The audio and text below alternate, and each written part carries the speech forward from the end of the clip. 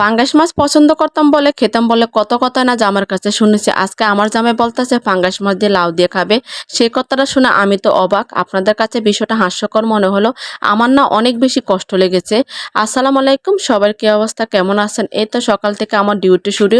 একজনকে ফ্রেশ করে খাইয়ে দাইয়ে এই যে লেখতে পড়তে বসিয়ে দিলাম। এখন আমি চেষ্টা করি সাবানকে 2 বেলা পড়তে বসানোর জন্য, যেহেতু সামনে আমার ছেলেকে স্কুল ভর্তি করাবো। তার আগে আগে বাসায় একটু প্র্যাকটিস করালে কিন্তু ভালো হয়। আর এই যে আরেকদিকে অন্যজনকে ফ্রেশ ট্রেশ করিয়ে তেল মালিশ করিয়ে একদম শুয়ে দিলাম। একটু পরে তাকে গোসল করাবো। দেখলাম আজকে অনেক রোদ উঠেছে বাইরে। আজকে সকালবেলা নাস্তা বানিয়েছিলাম শুধু পরোটা আর দুধ চা দিয়ে। পরোটা দিয়ে খেয়ে তার বাবা বাজারে গেছে, আর বড় ছেলেকে খাইয়ে একটু পড়তে বসালাম, মাছটাও ভিজিয়ে দিলাম। এখন যেহেতু বাইরে রোদ উঠেছে তাড়াহুড়া করে এই যে ছোট ছেলের কাপড় চোপড়গুলা কাঁথাগুলা ধুয়ে এখন তাড়াহুড়া করে ছাদে চলে যাচ্ছি।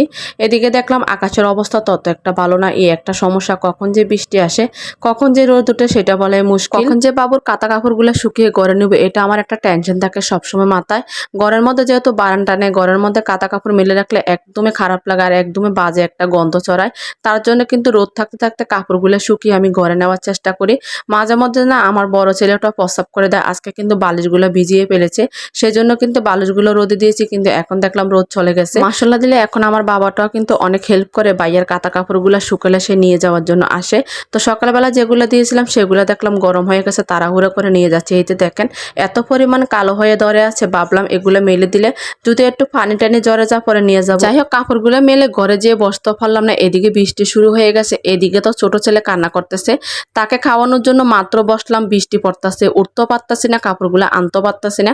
আমার ছেলেটা দেখেন কত আগ্রহ করে গেছে ঠিকই, কিন্তু সে তো লাগ পায় না, সে তো এগুলো আনতে পারবে না। তারপরে বললাম তুমি চলে আসো, তারপরে আমি গিয়ে নিয়ে আসলাম। দেখেন এত পরিমাণে বৃষ্টি।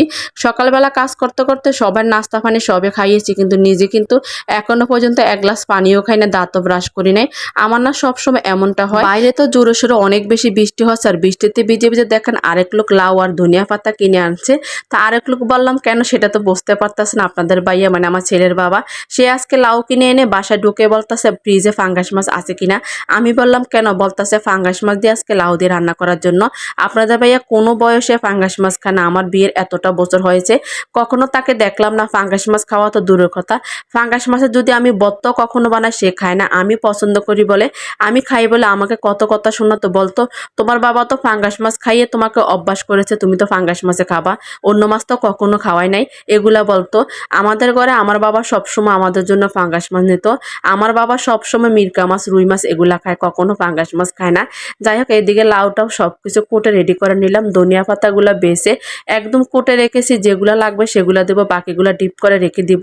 ফাঁকে কিন্তু আমি বাটটাও বসিয়ে দিয়েছি, আমার বাটটাও কিন্তু হয়ে গেছে। যে ফাঙ্গাস মাছ খাওয়া নিয়ে একটা সময় আমি এত এত কথা শুনতাম, আজকে সেই মানুষটা বলে সে ফাঙ্গাস মাছ খাবে। কথাটা শোনার পরে যতটা না হাস্যকর মনে হয় তার থেকে বেশি কষ্ট লাগে। যে মানুষটা বড় মাছ ছাড়া কখনো মাছই খায় না, সে সবসময় রুই মাছ মিরকা মাছ ঘাস কাপ মাছ এগুলা খায়। ছোট মাছ বলতে শিং মাছ, যে কোনো মাছ, ছোট যে কোনো দেশি মাছ, যে কোনো মাছে কিন্তু খায় না। এই মানুষটা আজকে কতটা পরিস্থিতির শিকার হলে সে ফাঙ্গাস মাছের তরকারি খায়। যেদিন বাসায় ফাঙ্গাস মাছ রান্না করতাম সেদিন তার জন্য আলাদা করে রান্না করতে হতো। আমার পছন্দের তরকারি যদি আমি রান্না করে খেতাম তার জন্য আলাদা করে আমি তরকারি রান্না করতাম। এই যে দেখেন কচি লাউ নিয়ে আসছে, এই লাউটা কিন্তু সে যদি ফাঙ্গাস মাছ না খায় আমি মসুর ডাল দিয়ে বাগার দিয়ে সবজি রান্না করে তাকে আলাদা দিব। তারপরেও কিন্তু সে ফাঙ্গাস মাছ খাওয়া তো দূরের কথা, ফাঙ্গাস মাছের তরকারি ঝোলটা পর্যন্ত দিয়ে সে কখনো ভাত খায় না। আজকে সে জামাই ফাঙ্গাস মাছের তরকারি খায়। আমার থেকে যে বিষয়টা কতটা কষ্টকর কতটা দুঃখজনক লাগছে সেটা মাত্র আমি বউ হিসাবে একমাত্র আমি জানি।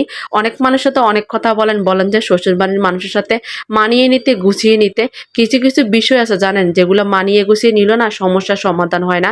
যে ছেলেটা লক্ষ লক্ষ টাকা ইনকাম করেছে প্রবাসের মাটিতে বসে বসে, যে ছেলেটা কখনো দেখলাম না ব্র্যান্ডের শার্ট পরতে ব্র্যান্ডের জামা পরতে, কখনো দেখতাম না টাকা পয়সা উড়াতে, সে প্রবাসী হওয়া সত্ত্বেও কখনো তার হাতে একটা গড়ি কিনে পড়তে দেখি নাই।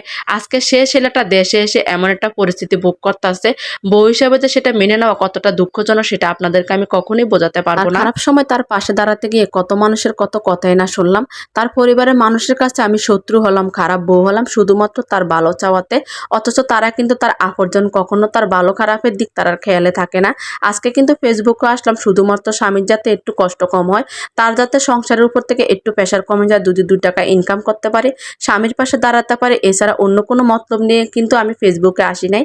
অনেকে তো আমাকে অনেক কথা বলেন, না জেনে কাউকে কোনো বাজে কথা বলবেন না, সবার ব্যাপারে ব্যাপার কিন্তু একরকম হয় না। কথা সবসময় মনে রাখবেন, কষ্ট যার তার কাছে সেটা লোহার সমান ওজন, অন্যদের কাছে হয়তো বা সেটা তুলার মতো ওজন হতে পারে।